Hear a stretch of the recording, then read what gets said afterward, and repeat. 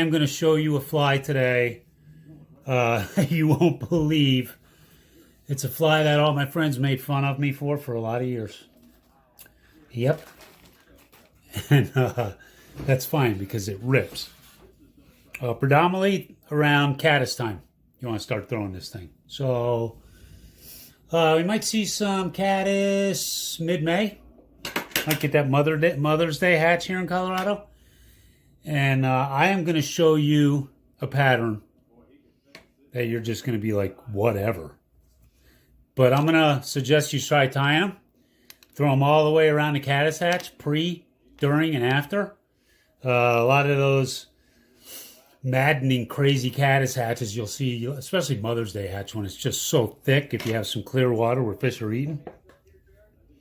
They're not always eating the adults, man. You guys will figure that out as you go through your fishing career. This is called the devil bug. My version. This is the LG devil bug. Okay? The hook I'm tying on, this is a size 16 Daiichi 1110 dry fly hook. Right there. This might come out backwards.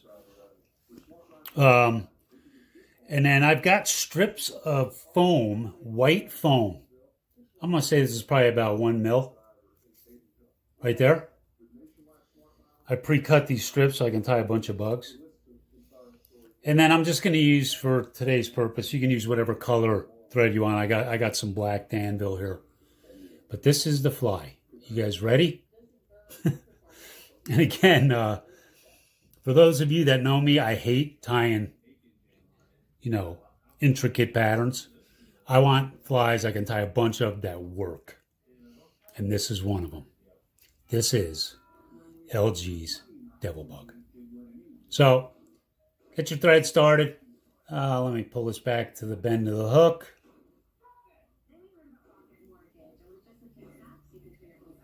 Tie your foam in, like so. I like that amount, actually. That looks good. So that's it. Like 3 wraps, 4 wraps. Now, I'm going to tie in a little bit of... I like using fuzzy dubbing for this fly. So this is a blend with some rabbit hair in it. Orange. I forgot I cut my thumb last night. And again, don't worry about getting it super tight. And you're just going to wrap this orange. Nice little ball of orange dubbing on the backside here. And again, if it's kind of fuzzy, not a problem. And then I'm going to take some... Let me get rid of this Band-Aid. I cut my thumb last night slicing up lettuce. Anyway. And then we're going to take some brown. Same dubbing consistency. Little rabbit for a blend.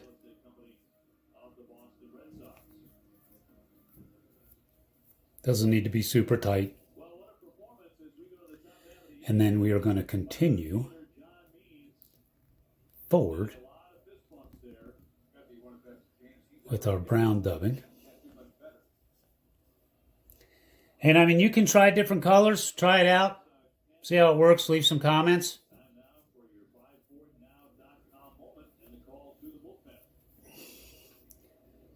Just nice and fuzzy. Make it look buggy. I like to give it kind of a football-shaped body. Then pull this foam over the top. I don't like to pull it tight. I like to actually leave it a little kinked. So there's some room between the foam and the dubbing body. And then make yourself, 3 or 4 wraps. Then we're going to come up front. And I'm going to leave the front end a little shorter than the back. And I'm going to half hitch just because the foam is sticking up in the air and in the way. So let's do like 4 half hitches. Trim that off. Here's the beauty. This fly never sinks. That's it. That's the LG devil bug. That's the profile. Straighten that out a little bit. And the cool thing about it is if they get torn up after 2 fish or whatever, it takes 2 seconds to time, you guys. And it works like a dream. So I want you guys to go tie some up. Again, fish them around the caddis hatch. Give them a chance because they hammer once it gets going. Okay, the grumpy fly fisherman, Larry G. That right there, that's the devil bug, the LG devil bug. I think original versions were tied with deer hair. I started tying them with foam about, gosh, it must be 25 years ago. And it's always in my box, man. It's always a go-to. Anyway, hope you enjoyed the video. Please tie them up. Please subscribe to the Grumpy Fly Fisherman. And now you guys have one of my secrets that I've never shared with anybody, except a couple of my friends who laughed at me. That's the devil bug. I'm out.